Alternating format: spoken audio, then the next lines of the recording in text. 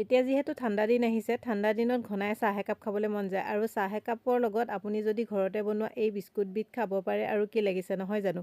আৰু এই বিস্কুটবিধ বনাই আপুনি দুমাহলৈও ষ্ট'ৰ কৰি ৰাখিব পাৰে আৰু ঘৰতে থকা 2 পৰা 3 বিধ সামগ্ৰীৰে এই বিস্কুটবিধ বনাব পাৰে। তাৰ কাৰণে প্ৰথমতে এটা মিক্সি জাৰ লৈছোঁ, তাত মই 1 কাপ জোখৰ চেনি দিছোঁ, লগতে 2টা ইলাচি দি চেনিখিনি গুড়ি কৰি ল'লোঁ।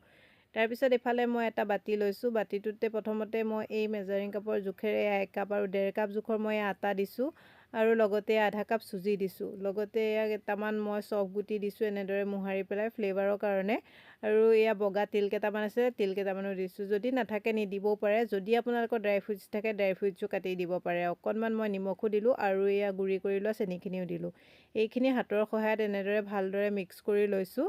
তাৰপিছত এতিয়া ইয়াত মই দিছোঁ এয়া 2 চামুচমানৰ জোখৰ ঘিখিনি এতিয়া মই আটাখিনিৰ লগত ভালদৰে মিক্স কৰি লৈছোঁ। আৰু মিক্স কৰাৰ পিছত চাব যাতে এনেদৰে লাডু বান্ধ খায়, তেনেকুৱালৈকে কৰিব লাগিব। যদি আপোনালোকৰ লাডু বান্ধ নাখায় আৰু অকণমান ঘি বা ৰিফাইণ্ড অইল দি ল'ব। ঘি দিলে ইয়াৰ টেষ্টটো বেছি ভাল হয়, সেইকাৰণে ঘি দিছোঁ। আৰু এতিয়া অকণমান পানী দি পেলাই এইখিনি মই অকণমান টানকৈ ডো এটা বনাই ল'ম। আপোনালোকে পানী যিমানটো প্ৰয়োজন হ'ব সিমানটোহে দিব। মই ইয়াত পানীৰ কোনো নিৰ্দিষ্ট জোখ নাই। এয়া পানীখিনি দি ধুনীয়াকৈ মই এয়া ডো এটা বনাই ল'লোঁ চাওক। তাৰপিছত ডোটো বনাই লোৱাৰ পিছত এতিয়া ঢাকি পেলাই 20 মিনিটমানৰ কাৰণে ৰাখি দিম, যিহেতু আমি ইয়াত চুজি দিছোঁ, চুজিখিনি ফুলিবৰ কাৰণে। আৰু 20 মিনিটৰ পিছত চাওক এইখিনি এনেধৰণৰ হৈছে। ইয়াত ধুনীয়াকৈ ডোটো মানে ছেট হৈ গৈছে, মানে চুজিখিনি ফুলি গৈছে। এতিয়া মই সেইখিনি অকণমান আকৌ মোহাৰি লোৱাৰ পিছত এনেদৰে 2টা ভাগ কৰি ল'লোঁ। দুভাগ কৰি লৈ এডোখৰ লৈ বেলনাখনত এনেদৰে দি দীঘলীয়া কৰি এটা ৰোল বনাই ল'লোঁ। তাৰপিছত এতিয়া মই বিস্কুটৰ শ্বেপ দিম, কেনেকৈ দিছোঁ চাওক। মই চুৰিখনৰ সহায়ত এনেদৰে কাটি দিছোঁ। আৰু আপোনালোকে এই বিস্কুটৰ শ্বেপটো গোলকৈ বা বিভিন্ন ডিজাইনত আপোনালোকে এই বিস্কুটবিধ বনাব পাৰে।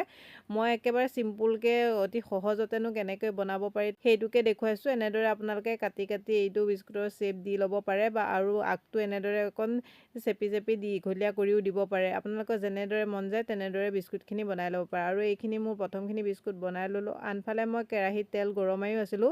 বিস্কুটখিনি ফ্ৰাই কৰোঁতে তেলখিনি একেবাৰে হাই ফ্লেমত গৰম কৰি ল'ব নালাগে। অকণমান গৰম হওঁতে বিস্কুটখিনি দি দিব লাগে।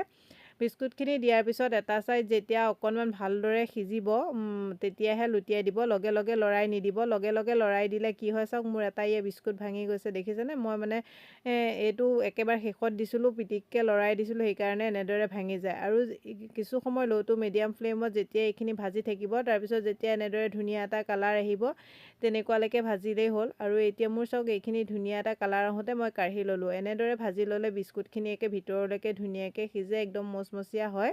আৰু এতিয়া মই এনেদৰে গোটেইখিনি বিস্কুট বনাই ৰেডি কৰি ল'ম।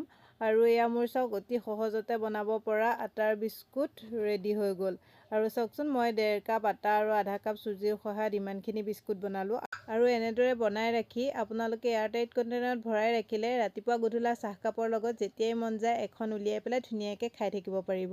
যদি মোৰ আজি বিস্কুটৰ ৰেচিপিটো চাই ভাল পালে লাইক, কমেণ্ট আৰু শ্বেয়াৰ কৰি দিব। তেতিয়াহ'লে আজিলৈ আহিছোঁ, বাই বাই।